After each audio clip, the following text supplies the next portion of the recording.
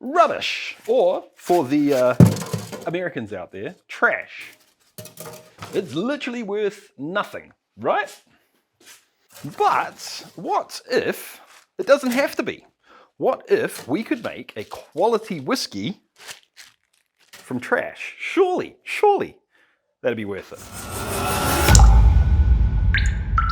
How's it going, chasers? I hope you're having a kick-ass week. I'm Jesse, this is Still It, and I'll be honest with you, this is a little bit misleading.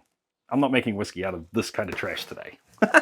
I'm just getting my chores done because I have a road trip today that I'm excited about.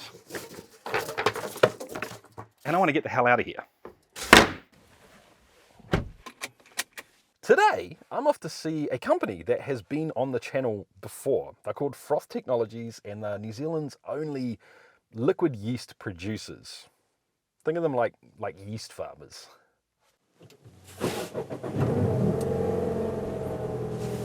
So, I have actually worked with these guys before, and it was an absolute pleasure. Cool company, awesome people, and I think we made some really cool videos and a really cool podcast. If you want to check those out, you can see them in the link down below. I know these cards don't always work for people, but to be honest with you guys, I just want to get there because they have 120 liters of liquid that I can distill that's going to go to waste if I don't. You can call it whatever you want. You can call it waste. You can call it trash. If you want to get fancy about it, you can call it a waste stream.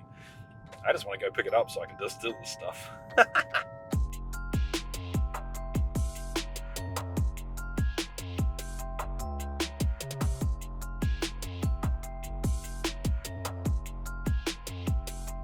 Through our process, we end up with a byproduct at the end, but we're trying to not so much produce a good tasting beer, but produce good quality yeast.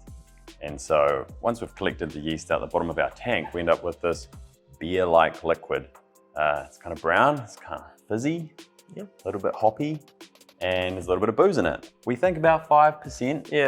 Yeah, it's something that normally for us goes to waste. And so we're wondering if it could achieve a higher purpose.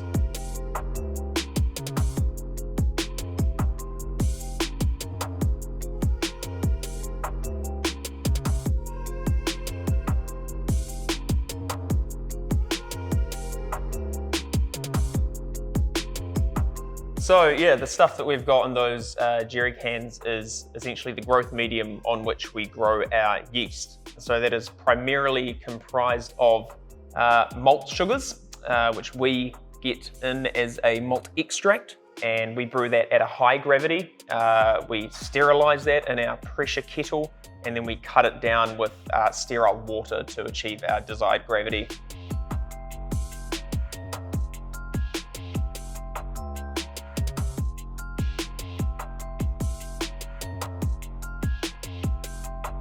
I would hope that we could turn it into something that in some way has some reference to the yeast which created the base substrate that you're going to be distilling, Jesse. I'm not 100% sold that that's going to be the case. I'm very intrigued to see what differences we're going to get between the varying strains. So I am almost home, and I'm really hoping that this is going to be a case of one man's trash is another man's treasure. I'm hoping it's going to work out like that. I'm also hoping to see you guys at the Texas Distillery Takeover at Andalusia Whiskey Company on September the 12th. If you don't know what the deal is, basically there are tickets available. There'll be a link in the description down below. We get to basically take the place over, ask a bunch of questions, get hands-on with a few things at the distillery, learn from Ty and Moose, who, trust me, have got some stuff to teach us. The distillery is large enough to do some damage for sure and to be exciting to learn from, but also small enough to be relatable for those of us that are potentially considering a craft distillery. So if you're interested, check the link in the description down below. So now the question is, how are we going to treat distillation? There are a few potential issues with this stuff. Number one is that it is hopped, lightly hopped, but it is hopped. I've distilled hoppy beers in the past, and the flavor 100% does come through. It's not like hops, it is like hops, it's weird. Number two, it's only about 5% ABV. It's not really bad in and of itself. I guess it's just less efficient in terms of still space. Number 3, like the guys said, it is fairly oxidized.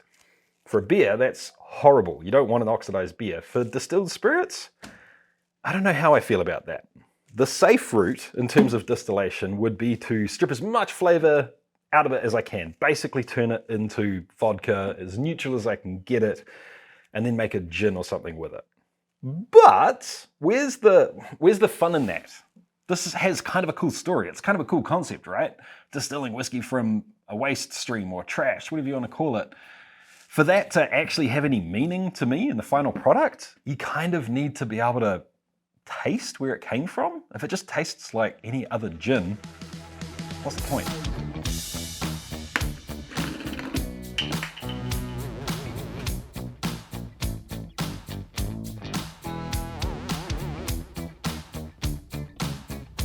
So it made sense, at least to me, to give this a nudge as a whiskey. Try it as a whiskey. If it's just horrible and it doesn't work out, then I can run it back through the still and, try and turn it into vodka. Now, because I've got 3 different strains and I've only got 40 liters of each, in this instance, I decided it would be smart to fill the boiler with 40 liters and just do a one and done run with 2 plates. So I'm not doing a stripping run and then another pot still run. Instead, I'm just running it through 2 plates, which are helping raise the ABV and making it cleaner in one single run. So first I collected, very slowly off the still, 4 shots, about 100 mils. I'm not too worried about the exact amount there. And then I collected heads, this much, slightly faster than the 4 shots. And now I've just sped up to this speed here. It's almost going a little bit too fast for me, but I'm okay with it right now because I think I'm getting pretty close to switching over to hearts. So, close. I don't think I'm quite there. So what I'm going to do is switch this out for a new jar. That means that I'm fairly sure this is going to be heads, but if I decide I want to keep it, I can. It's been kept separate from the rest of the heads. And I'm going to collect probably about this much here. Well, we've got a leak. Oh, it's water. Water's leaking. Hose fittings. It just means that if I decide I want to keep this little bit as hearts, I can. If I want to ditch it, I can. Gives me more options later on.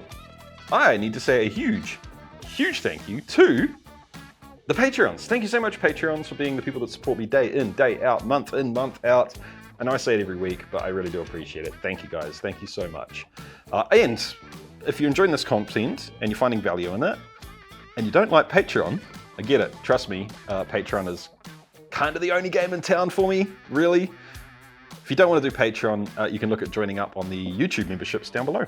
It took me the best part of 2 days to get it distilled, but all 3 are distilled now. And I want to tell you about the things that all 3 have in common first. The first is that yes, that hop flavor did come through in all 3. It's definitely hidden a little bit more by these 2. They have a little bit more ester action going on. We'll talk about the esters more in a second, but it is there through all of them. It's not really strong. Remember that the waste stream that we distilled only had about 10 IBU. That's low for most beers, especially in APA. Like I said, I've distilled an APA before in the past, and I'm hoping that the slightly weird hop characteristic morphs and changes a little bit. It's not horrible, it's just strange. While I was distilling, I did treat each of them slightly differently. So let's talk about the Buddy first. Here's what the guys from Froth Tech have to say about the Buddy strain. Really neutral fermentation profile. So yeah, not so heavy on the esters. That strain's primarily used in beers where letting the other ingredients shine. And I have to say, they're on the money for the distilled spirit as well. That's exactly how it's presenting. Almost no esters coming through at all. Slight maltiness coming through from the liquid malt, funnily enough. Pushing towards caramel, but not quite there. Because of that, I decided to try and push the tails a little bit further on this one, make it slightly more grungy. I'm going to plan on aging all of these for a decent amount of time, so that should clean up and turn into something more interesting over time. And it is proofed down to 55% ABV with a new oak stave that's been toasted at 160 degrees Celsius with a level 1.5 char on 3 of the sides.